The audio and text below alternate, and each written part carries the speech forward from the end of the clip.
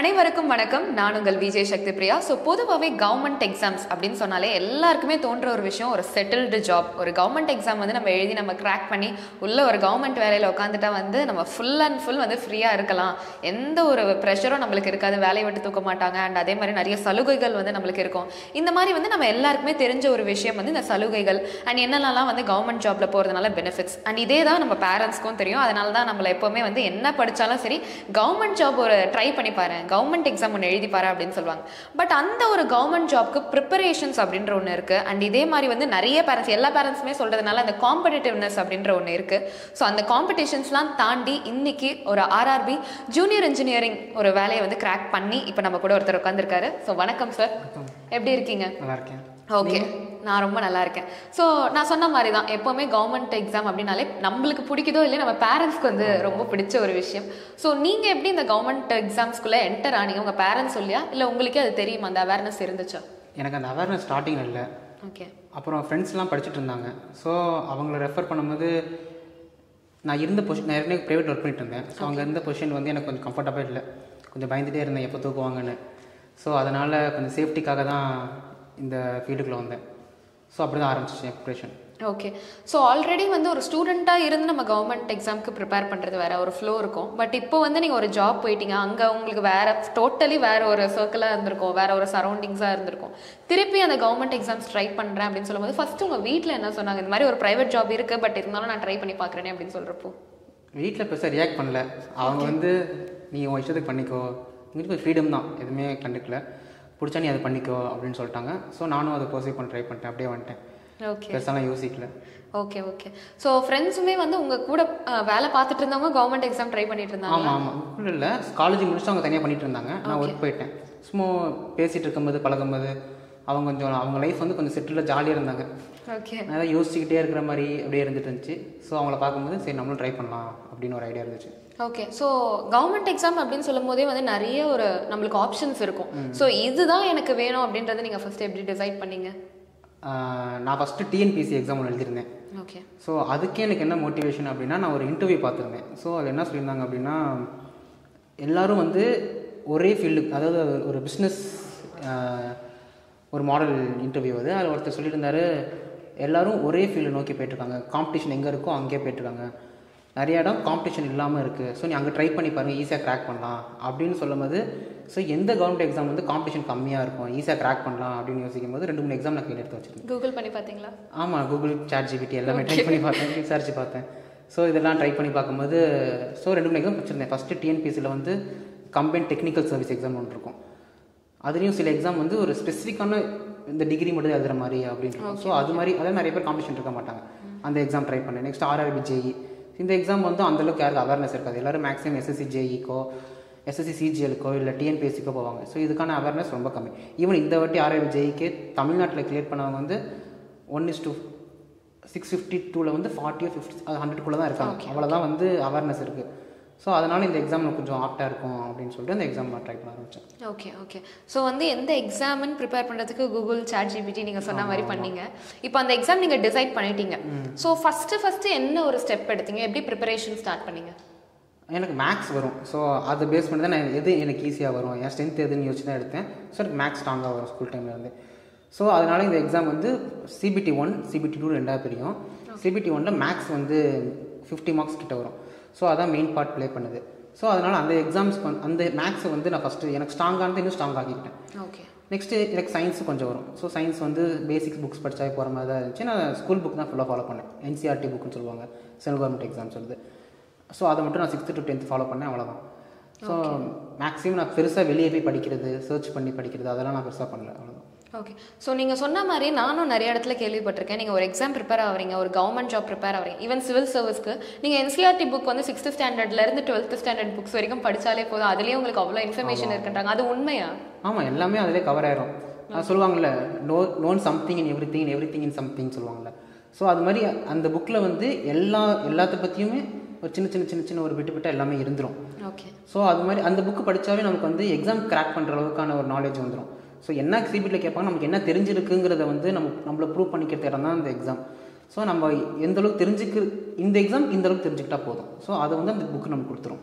Okay. இப்போ நீங்கள் சொன்னீங்களா இந்த ஒரு சப்ஜெக்ட்டுக்கு இந்த அளவுக்கு தெரிஞ்சுக்கிட்டா போதும், இந்த எக்ஸாமுக்கு இந்த அளவுக்கு தெரிஞ்சுக்கிட்டு, அதுவே உங்களுக்கு எப்போ தெரிய வந்தது? ஏன்னா பிகாஸ் வந்து இப்போ நிறைய பேர் வந்து அட்டம் பண்ண போகிறவங்க இல்லை ஃபஸ்ட் டைம் வந்து இப்போ தான் ப்ரிப்பேர் பண்ணிட்டு இருக்காங்கன்னா அவங்க எல்லாத்தையுமே நிறைய படிப்பாங்க. சிலதெல்லாம் வந்து அவ்வளோ எஃபோர்ட் போட வேண்டிய அவசியமே இருக்காது.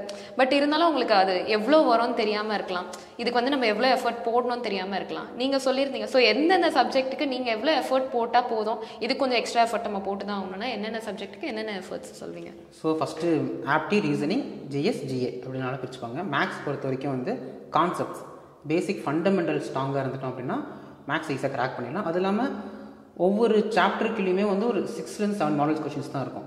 ஸோ அதை நம்ம பேசிக்காக பார்த்துட்டாவே அந்த கொஷின்ஸ்லாம் சால்வ் பண்ணிடலாம். ரீசனிங் அதே மாதிரி உங்களுக்கு பேசிக்கான கொஷின் தெரிஞ்சுன்னா ரீசனிங் வந்து கொஞ்சம் லாஜிக்கல் பிரைனை யூஸ் பண்ணி போடுற மாதிரி தான் ஈஸியாக போட்டலாம். ஜிஎஸ் வந்து சயின்ஸ்க்கு வந்து அந்த 6th to 10th புக்கில் வந்து நமக்கு வந்து இதெல்லாம் தெரியும், இதெல்லாம் ப்ரீவியஸ் இயர் கொஷின்ஸ், இதெல்லாம் திருப்பி கேட்குறாங்க. ஆக்சுவலி அதை தெரிஞ்சுக்கணும், கொஷின் ட்ரெண்டு தெரிஞ்சுக்கணும், எந்த ட்ரெண்டில் கொஷின் கேட்டுட்ருக்காங்க அப்படின்னு ட்ரெண்டை தெரிஞ்சுக்கிட்டு அந்த ட்ரெண்டு எதுக்கு ஏற்ற மாதிரி அந்த புக்கில் என்னென்ன இருக்கோ அதெல்லாம் படிச்சுக்கணும். ஃபேக்ட்ஸ் இருக்கலாம், டேட்டா இருக்கலாம். ஸோ இதெல்லாம் இன்னும் கொஞ்சம் இம்பார்ட்டன்ட் கொடுத்து படித்தோம்னா இந்த எக்ஸாமுக்கு அதுதான் தேவை. ஸோ அதை மட்டும் படிச்சிட்டாவே போதும். ஜிஏ வந்து ஜென்ரல் அவேர்னஸ் வந்து எங்கே வேணால் கேட்குறாங்க. கரண்ட் அஃபேர்ஸ்லாம் வந்து 1 year 2 year பிஃபோர்லாம் கேட்குறாங்க. ஸோ நான் அதுக்குலாம் அதிகமாக கான்சன்ட்ரேட் ப்ரையாரிட்டி பண்ண தேவையில்லை. இதெல்லாம் கொஞ்சம் ப்ரையாரிட்டி பண்ணோம்னா ஈஸியாக கட் ஆஃப் கிளியர் பண்ணிடலாம். ஓகே. ஸோ அதே மாதிரி தான் இப்போ நீங்கள் சொன்ன மாதிரி எந்தெந்த சப்ஜெக்ட்டுக்கு எவ்வளோ எஃபர்ட்ஸ் அப்படின்றத சொல்லிட்டீங்க. இப்போ நெக்ஸ்ட் கட்டமாக வந்து ஒரு டைம் டேபிள் போட்டு இந்த சப்ஜெக்ட் இப்படி படிக்கணும், இந்த சப்ஜெக்ட் இப்படி படிக்கணும் அப்படின்ற ஒரு டைம் டேபிள் நம்ம போட்டிருப்போம். சம்டைம்ஸ் அதை நீங்கள் ஃபாலோ பண்ணியிருக்க மாட்டீங்க, சம்டைம்ஸ் அது ஸ்கிப் ஆகிருக்கும். ஸோ அந்த ஒரு ரொட்டீன் சொல்லுங்கள். அண்ட் அது எப்பயாவது பிரேக் பண்ணியிருக்கீங்களா? அப்படி பிரேக் ஆகும்போது உங்களுக்கு என்ன தோணும்? இல்லை, நான் டைம் டேபிள் வந்து வீக்லி போடுவேன். ஏன்னா அது அப்பயே பிரேக் ஆயிரும், என்னால் ஃபாலோ பண்ண முடியல அது. ஓகே. ஸோ அதனால் நான் வந்து எனக்கு அந்த மூடுக்கு ஏற்ற மாதிரி நான் படிச்சுப்பேன். இந்த மேக்ஸ் வந்து கொஞ்சம் ஜாலியாக இருக்கும் எனக்கு அதை படிக்கிறது. ஸோ அது ஜாலியாக படிச்சுப்பேன். ஜிஎஸ் படிக்கும்போது மட்டும் லைட்டாக அங்கங்கே கான்செப்ட்லாம் படிக்கும்போது கான்செப்ட் மேப்லாம் கொஞ்சம் ட்ரை பண்ண பார்ப்பேன். அப்போ எனக்கு கொஞ்சம் வேகாக இருக்க மாதிரி ட்ரை பண்ணும்போது திரும்பி மேக்ஸ்க்கே நான் போயிடுவேன். ஓகே. இதே மாதிரி இப்படி ஜம்ப் பண்ணி அந்த ராபின் ஹுட் மாடல்னு சொல்லுவாங்க, ஜம்ப் பண்ணி போயிட்டு இருக்க மாதிரி. இது அதனால எனக்கு கொஞ்சம் எல்லாத்தையும் ஈஸியாக கவர் பண்ண மாதிரி ஒரு ஃபீல் இருந்துச்சு எனக்கு. ஓகே. ஸோ மேக்ஸ் வந்து நீங்கள் கைண்ட் ஆஃப் என்ன சொல்கிறது, ரிலீஃப் மாதிரி பயன்படுத்திக்கிட்டீங்க. Okay super. ஸோ அதே மாதிரி வந்து இப்போது நீங்கள் சொன்ன மாதிரி தான் வந்து எல்லா சப்ஜெக்ட்ஸ்க்கும் வந்து நீங்கள் மேக்ஸ் வந்து இது பண்ணிப்பீங்க. சப்போஸ் ஒரு யங் ஆஸ்பிரண்ட் அவங்களுக்கு வந்து எல்லாமே டஃப்பாக தான் இருக்குது, அவங்க வெரி நியூ அப்படின்னா வந்து அவங்க என்ன ஸ்ட்ராட்டஜி ஃபார் த ரிலீஃப் நான் கேட்குறேன். ஏன்னா கண்டிப்பாக இந்த ஒரு எக்ஸாம்ஸ் அட்டன் பண்ணும்போது ஸ்ட்ரெஸ் கண்டிப்பாக இருக்கும். ஸோ அவங்க எந்த மாதிரி ரிலீஃப் வந்து யூஸ் பண்ணிக்கலாம், அவர் எப்படி வந்து ஸ்ட்ரெஸ்ஸாக இல்லாமல் கரெக்டாக பேலன்ஸ் பண்ணுறது அவங்க? அதுக்கு ஒரு பேசிக்கான ஃபார்முலாவே இருக்குது. அந்த 20-10 minutes சொல்லுவாங்க. ஃபஸ்ட் 20 minutes வந்து படிச்சுக்கணும். அது அவங்க டிபெண்ட்ஸு. எனக்குலாம் 15 minutes மேலே படிக்க முடியாது. ஸோ 15 minutes படிப்பேன், ஒரு 10 minutes பிரேக் எடுத்துப்பேன். ஸோ அப்படி தான் என்னோட 1 hour வந்து 2 ஷெட்யூலாக போட்டுப்பேன். ஒரு 40-30 minutes கிட்ட ஒரு பிரேக் எடுத்துப்பேன். ஸோ இப்படி போகும்போது உங்களுக்கு ஒரு படித்து முடித்த மாதிரி ஃபீலாகவும் இருக்கும், ஒரு கான்ஃபிடென்ட் பில்ட் ஆகும். படிச்சிட்டோம் அப்படிங்கிறதுக்கு வந்து ஒரு கான்ஃபிடென்ட் பில்ட் ஆகும், படித்து முடிச்சிட்டோம் நம்ம. அது இல்லாமல் போர் அடிக்காது. அந்த ரெஸ்ட் எடுக்கும்போது நமக்கே நம்ம கொஞ்சம் பேட் பண்ணிக்கிற மாதிரி, ஓகே நான் படிச்சுட்டேன், நெக்ஸ்ட்டு கொஞ்சம் ரெஸ்ட் எடுத்துக்கோ அப்படின்னு சொல்கிற மாதிரி. ஓகே. ஸோ அதே மாதிரி நானுமே நிறைய இடங்களில் பார்த்துருக்கேன். நீங்கள் வந்து படிச்சிட்டிங்க ஒரு 20 minutes இந்த சிவில் சர்வீஸ்க்கோ இல்லை ஏதோ ஒரு கவர்மெண்ட் எக்ஸாம் படிச்சிட்டிங்க அப்படின்னா நீங்கள் ரெஸ்ட் எடுக்கக்கூடிய டைமில் நீங்கள் எதுவுமே பண்ணாதீங்க.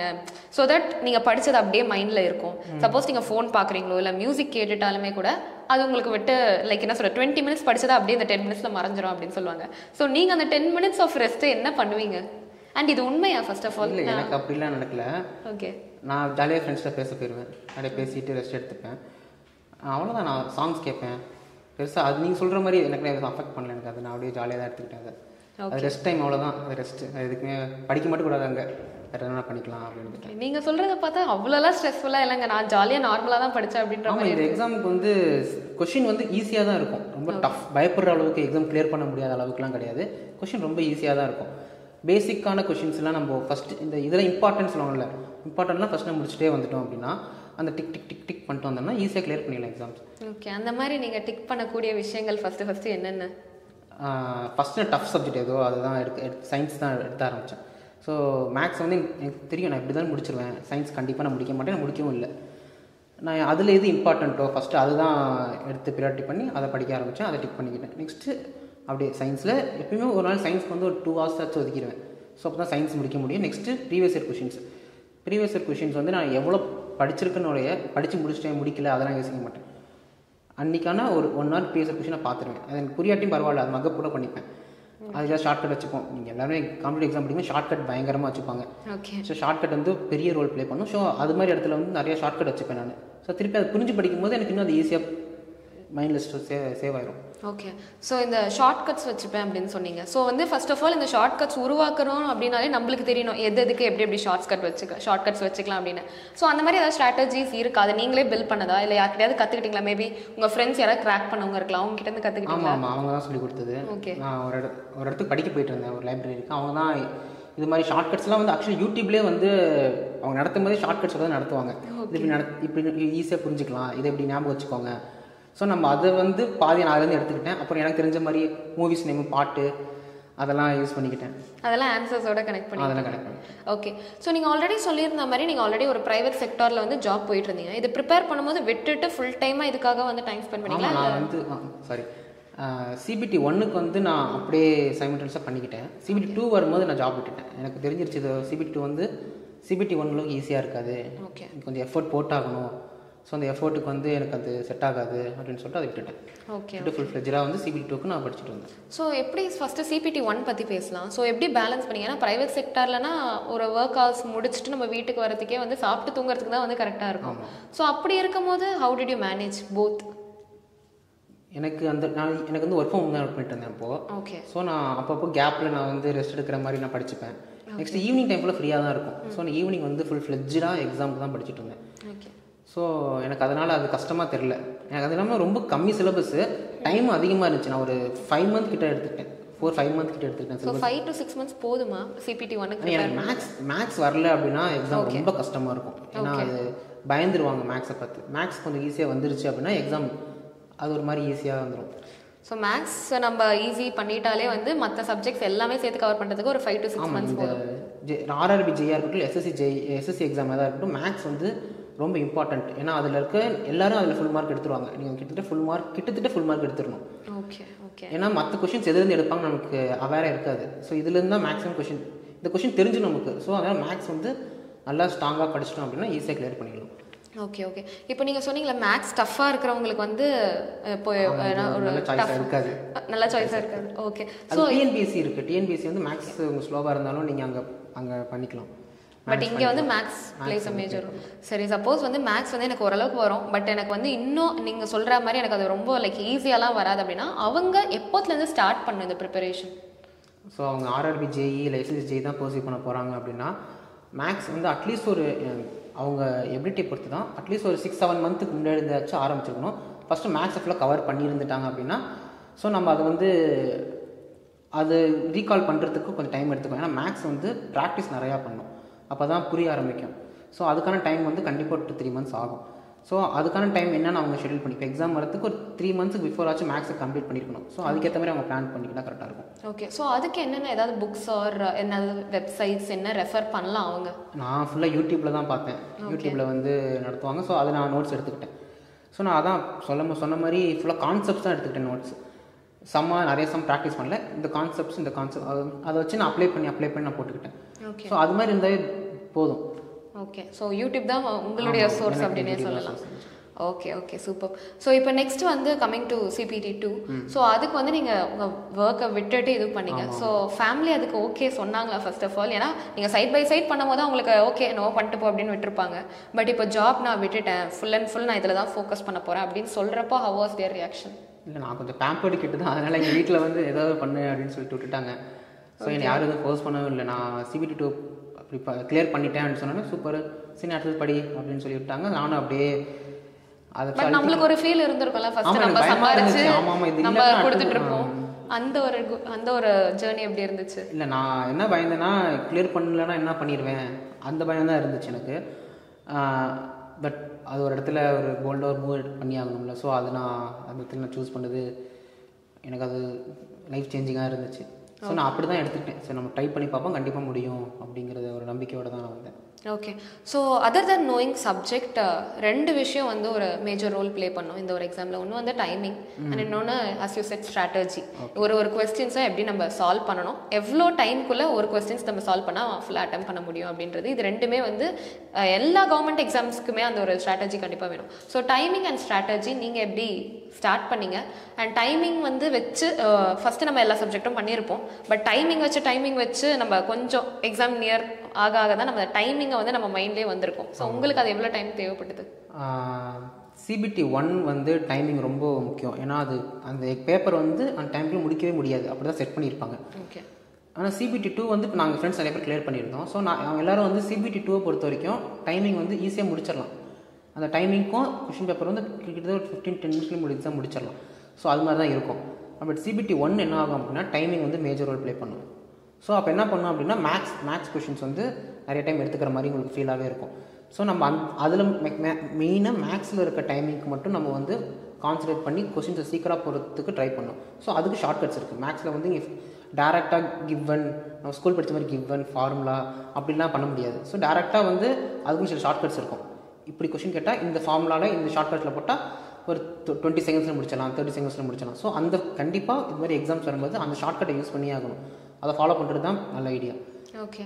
ஸோ இப்போ நீங்கள் வந்து மேக்ஸ் வந்து உங்களுக்கு ரொம்ப ஈஸியாக வந்துடும், அதனால் நீங்கள் டக்குன்னு போட்டு வந்துடலாம் உங்களுக்கு அந்த ஃபார்முலா. சப்போஸ் நான் சொன்ன மாதிரி மேக்ஸ் ஒருத்தவங்களுக்கு வராது அப்படின்னா அவங்க ஃபஸ்ட்டு அந்த எக்ஸாமில் மேக்ஸ் முடிச்சுட்டு நெக்ஸ்ட் கொஸ்டின்ஸ்க்கு போகிறது நல்லதா, இல்லை மற்ற கொஸ்டின்ஸ்லாம் முடிச்சுட்டு நெக்ஸ்ட் மேக்ஸ்க்கு வரது நல்லதா? இந்த டைமிங் பொறுத்த வரைக்கும் நான் கேட்குறேன் டியூரிங் எக்ஸாம். ஆக்சுவலி கொஷின் எந்த ஆர்டரில் இருக்கோ அதே ஆர்டரில் போகிறது தான் பெஸ்ட்டு. நம்ம கொஷின் ஏன்னா டைமிங் ரொம்ப கம்மியாக இருக்குது. நீங்கள் கொஷினை சேஞ்ச் பண்ண ட்ரை பண்ணிட்டே இருந்தீங்கன்னா அதிலே டைம் வந்து உங்களுக்கு கொஞ்சம் போயிடும். ஸோ என்ன கொஸ்டின்ஸ் எந்த மேக்ஸ் ஃபஸ்ட்டு இருந்தால் பட் நம்மளுக்கு திடீர்னு பதட்டம் ஆகிடும்ல, ஒரு கொஸ்டின் நம்மளுக்கு தெரியல.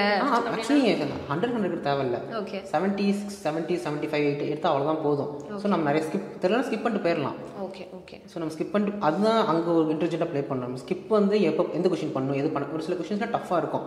அது போட்டால் கண்டிப்பாக 3 நிமிஷம் ஆயிரும், 2 நிமிஷம் ஆயிரும். அந்த ஒரு கொஸ்டினாக ஸ்கிப் பண்ணிட்டு நெக்ஸ்ட் கொஸ்டின் போகிறது தான் அந்த முக்கியமான விஷயம் அந்த எக்ஸாம்ஸில். ஓகே. ஓகே. ஸோ அந்த எந்த கொஸ்டின்ஸ் எந்த ஃபார்மெட்டில் எந்த லெவலில் கொடுத்துருக்கோம் அதே மாதிரி ஃபாலோ பண்ணிட்டு போகிறது தான் பெஸ்ட்டு. ஓகே. தெரியல விட்டுலாம் ஒன்றும் பிரச்சனை கிடையாது. ஓகே. அந்த மாதிரி எவ்வளோ கொஸ்டின்ஸ் விடலாம்? ஒரு சேஃபர் சைடாக நீங்கள் சொல்லுங்கள், இந்த கொஸ்டின்ஸ் இந்த ஜானரில் இத்தனை கொஸ்டின்ஸ் விட்டால் நம்மளுக்கு சேஃப் தான், பரவாயில்ல. மற்ற எல்லா கொஸ்டின்ஸும் நீங்கள் ஸ்ட்ராங்காக அட்டம் பண்ணிவிட்டு இத்தனை கொஸ்டின்ஸ் விட்டால் பரவாயில்ல அப்படின்னா எத்தனை கொஸ்டின்ஸ் சொல்லுவீங்க? அவுட் ஆஃப் ஃபஸ்ட்டு டோட்டலாக எத்தனை கொஸ்டின்ஸ் இருக்குது, அதில் எத்தனை கொஸ்டின்ஸ் விட்டால் சேஃப்? நான் வந்து எப்படி நான் அதை கால்குலேட் பண்ணியிருந்தேன் அப்படின்னா 2019 ஒரு எக்ஸாம் நடந்தது ஜேஇ. ஸோ அதில் என்ன கட் ஆஃப் வந்துருந்துச்சு அப்படின்னா நீங்கள் ஒரு 72, 73 எடுத்துருந்தீங்கன்னா ஆக்சுவலி இப்படி இருப்பாங்க. யூஆர் நம்மளோட ரிசர்வேஷனோட சீட். ஸோ யூஆர்னா ஜென்ரல் எவ்வளோ கட் ஆஃப் எடுத்திருந்தாங்களோ நம்ம அந்த கட் ஆஃப் கெயின் பண்ணி போட்டுக்கணும்.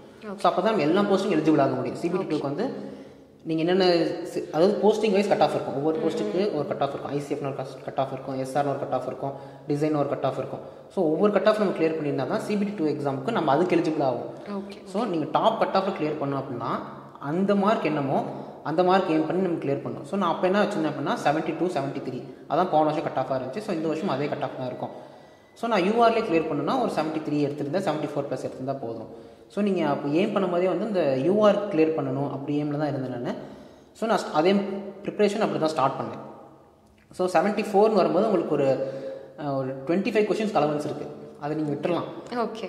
ஸோ அது மேக்ஸிமம் என்னென்னா GA கொஷினாக இருக்கும். கரண்ட் அஃபேர்ஸில் பண்ண முடியாது. நீங்கள் மேக்ஸை வந்து விடவே கூடாது. ஆக்சுவலி மேக்ஸ் ஒரு கொஷின் 2 கொஷின் தான் விடணும் மேக்ஸிமம். அதே மாதிரி நீங்கள் பாலிட்டி இருக்கும், ஜாகிரஃபி இருக்கும், அதே மாதிரி இது இருக்கும், கரண்ட் அஃபேர்ஸ்லாம் இருக்கும். ஸோ இந்த கொஷின்ஸாக சிம்பிளாக தான் இருக்கும். அதே மாதிரி பாலிட்டியில் ட்ரெண்டில் வந்து பார்த்தீங்கன்னா கண்டிப்பாக ஆர்டிகல் கொஷின்ஸ் கேட்டுருவாங்க. அதே மாதிரி சில அமெண்ட்மெண்ட்ஸ் கொஷின்ஸ்லாம் கேட்டுருவாங்க. ஸோ அது மாதிரி கொஷின்ஸ் கொஞ்சம் ஸ்ட்ராங்காக இருக்கணும். இது மாதிரி ஹிஸ்ட்ரி வந்து நிறையா இருக்கும், வாஸ்ட்டாக இருக்கும், அது படிக்க முடியும். நான் ஹிஸ்ட்ரி விட்டு கிட்டத்தட்ட படிக்கவே இல்லாது. அது மாதிரி ஒவ்வொரு சப்ஜெக்ட்ஸ்க்கும் இம்பார்ட்டன்ட் என்ன அப்படின்னு படித்து தான் போதும். ஏன்னா நீங்கள் ஜிஎஸும் ஜிஏவும் டைம் கன்சூம் ரொம்ப கம்மி, கிட்டத்தட்ட ஒரு 1/2 hourலேயே முடிச்சிடலாம். ஓகே. இதுக்கு தான் அதிக டைம், மேக்ஸ் அதிக டைம் எடுக்கும். ஸோ மேக்ஸை வந்து நீங்கள் நல்லா டைம் எடுத்து கரெக்டாக சால்வ் பண்ணிடலாம். ஏன்னா மைனஸ் மார்க் இருக்குது, நீங்கள் தப்பாக சால்வ் பண்ணிட்டீங்க அப்படின்னா ஒரு கொஷின் 1/3 0.33 மைனஸ் ஆகும். அது நம்ம கன்சிடர் பண்ணிட்டே இருக்கணும். நம்ம எல்லாமே சால்வ் பண்ணிட்டே இருக்க முடியாது, விட்டுட்டு போகிறது தான் கரெக்டு தெரியாத கொஷின்ஸ். ஸோ மேக்ஸில் மேஜராக முடிஞ்ச அளவுக்கு விடாமல் பார்த்துக்கணும். அதுவும் one of the best strategy. Okay okay. So ஒரு கொஸ்டினுக்கு எவ்வளோ டைம் எடுத்துக்கலாம் நம்ம? 30 seconds. 30 seconds. Okay super. Suppose வந்து இப்போது அவங்க முன்னாடி பேசினவங்க சொன்ன மாதிரி அந்த டைமர் வந்து நம்ம கண்ணு முன்னாடி ஓடிட்டு இருக்கும் போது நம்மளுக்கு அந்த ஒரு பதட்டம், அந்த ஒரு ஸ்ட்ரெஸ் இருக்கும். ஸோ அதுக்கு முன்னாடி நீங்கள் ப்ராக்டிஸ் பண்ணி பார்த்தீங்களா? ஒரு டைமர் வந்து கண்ணு முன்னாடி வச்சுட்டு எக்ஸாம் அட்டன் பண்ணுற மாதிரி ஏதாவது ப்ராக்டிஸ் பண்ணிங்களா?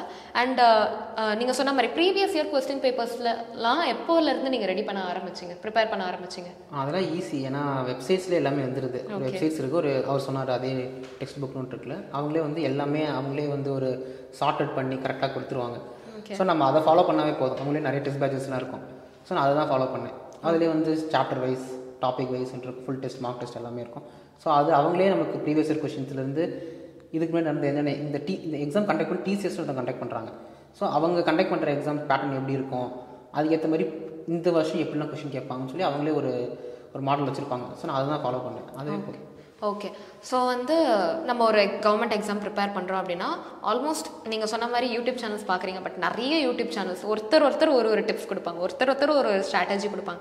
அதெல்லாம் ஃபில்டர் பண்ணி நம்ம ஒரு ஓகே இதான் பண்ணலாம் அப்படின்ற மாதிரி இருக்கும். ஸோ நீங்கள் வந்து ஒரு தனி செல்ஃப் ப்ரிப்பரேஷன் பண்ணிங்களா, இல்லை ஒரு கைடு எடுத்தோ இல்லை யாராவது மென்டராக எடுத்தோ அப்படி ஸ்டார்ட் பண்ணிங்களா உங்கள் ப்ரிப்பரேஷன்? CBT 1 வந்து நான் தனியாக தான் செல்ஃப் ப்ரிப்பரேஷன், இல்லை ஃபுல்லாக நான் தனியாக தான் பண்ணேன். ஆனால் CBT 2க்கு வந்து எனக்கு சில பேர் ஐடியா தேவைப்பட்டுச்சு. ஸோ சார் இருந்தார், சீனிவாசன் சார் இருந்தார், அவர் கொஞ்சம் கைட் பண்ணார். அப்புறம் என் ஃப்ரெண்ட்ஸ் கிளியர் பண்ணவங்க கொஞ்சம் ட்ரிச்சு நான். ஸோ அங்கே கிளியர் பண்ணவங்க கொஞ்சம் பேர் இருந்தாங்க. ஸோ அவங்கள்ட்டலாம் கைட் கேட்டுக்கிட்டேன். ஸோ அவங்களாம் வந்து இதெல்லாம் பண்ண வேணாம் அப்படின்னு சொல்லிட்டாங்க. ஸோ நான் அதை வச்சு தான் ஃபுல்லாக நான் மேக்ஸிமம் வந்து யார்ட்டையும் கேட்கல. எனக்கு ஒரு ஐடியா இருந்துச்சு இவ்வளோ தான் இருக்கும் எக்ஸாமு. ஸோ அதுதான் நான் ஃபாலோ பண்ணேன். ஓகே. ஸோ எது பெஸ்ட்டு? ஒரு மென்டார்ஸ்கிட்டயோ இல்லை கைட்ஸ்கிட்டயோ வந்து ஃபுல் அண்ட் ஃபுல் அவங்கள டிபெண்ட் பண்ணியோ இல்லை அவங்க சொல்கிற ஸ்ட்ராட்டஜிஸ் ஃபாலோ பண்ணுறது பெஸ்ட்டா, இல்லை நம்மளே வந்து எல்லா சோர்ஸஸையும் பார்த்துட்டு கடைசியாக நம்மளுக்கு எது வருதுன்னு ஃபில்டர் பண்ணி படிக்கிறது பெஸ்ட்டா? ஆக்சுவலி இதுக்கு சாய்ஸே கிடையாது. ஏன்னா நம்ம தான் படிச்சாகணும். ஏன்னா இங்கே இல்லை படிக்கிறது நம்ம தான் படிக்கணும். பட் மெத்தட் எப்படி? நம்மளே செல்ஃப் ஸ்டடி. மென்டார்ஸுங்கிறது வந்து இங்கே தமிழ்நாட்டில் வந்து அவைலபிளாக யாருமே இல்லை இந்த எக்ஸாமுக்குன்னு தனியாக. ஸோ மற்ற எக்ஸாம்ஸ் இருக்காங்க. இந்த எக்ஸாம் எக்ஸ்க்ளூசிவாக நடத்துகிற மாதிரி யாருமே பெருசாக இல்லை. ஸோ நம்ம தான் ப்ரிப்பேர் பண்ணுற மாதிரி இருந்துச்சு. ஸோ நமக்கே நம்ம ஓன் ஸ்ட்ராட்டஜி க்ரியேட் பண்ணுற மாதிரி தான் இருந்துச்சு. ஸோ இதுக்கு வந்து அந்த சாய்ஸே கிடையாது. Okay bro. ஸோ நிறைய விஷயத்தை பற்றி பேசணும், நிறைய கொஸ்டின்ஸ் எப்படி சால்வ் பண்ணுறது, ஸ்ட்ராட்டஜிஸ் எப்படி ஃபாலோ பண்ணுறதுன்னு. So the last question is, இப்போ நிறைய யங் ஆஸ்பிரன்ஸ் நீங்கள் சொன்ன மாதிரி இப்போ கவர்மெண்ட் எக்ஸாம்ஸ்க்கு எல்லாருமே ஆல்மோஸ்ட் வந்து ஒரு அட்டெம்ப்டாவது பண்ணிட்டு போயிடுறாங்க. பட் சின்சியராக ட்ரை பண்ணுறவங்களுக்கு நீங்கள் என்ன சொல்ல விரும்புகிறீங்க? ஸோ ஃபஸ்ட்டு ஆரம்பிக்க பேஷன்ஸ் ரொம்ப முக்கியமான விஷயம். ஏன்னா ஃபஸ்ட் அட்டெம்ப்ட்லேயே ஒன்று கிளியர் பண்ணுறது அப்படிங்கிறது வந்து ஆக்சுவலி ஃபஸ்ட்டு எடுக்கும்போது ரொம்ப ஜாலியாக இருக்கும். எந்துவாக நம்ம வந்து ஸ்பீடாக ஒரு எக்ஸாமை நோக்கி போயிடுவோம். புதுசாக படிக்கும்போது அந்த நவால்ட்டி வந்து நமக்கு ஜாலியாக இருக்கும் படிக்கிறதுக்கு. ஆனால் ஃபஸ்ட்டு ஃபெயில் ஆன செகண்ட் எக்ஸாம் படிக்கும்போது அதே போர் அடிச்சிடும். நம்ம கூட இருக்கவங்கலாம் வந்து எங்கேயோ போயிட்டாங்க, தூரமாக போயிட்டாங்க அப்படின்னு தோணிகிட்டே இருக்கும். நான் அப்போ எனக்குள்ளே சொல்லிக்கிற விஷயம் என்ன அப்படின்னா, நம்ம ரொம்ப பின்னாடி இல்லை நம்ம எல்லாம் முன்னாடி போயிட்டாங்கல்ல, ரொம்ப தூரத்துலேருந்து ஓடி போனால் தான் ரொம்ப தூரம் ஜம்ப் பண்ண முடியும். ஸோ நான் அதை எனக்கு சொல்லிக்கிட்டே இருப்பேன். ஸோ நீங்களும் அதே மாதிரி என்ன பண்ணணும் அப்படின்னா, உங்கள் ஃப்ரெண்ட்ஸை கூட உங்களை கம்பேர் பண்ணாமல் உங்க கூட நீங்கள் கம்பேர் பண்ணிக்கோங்க.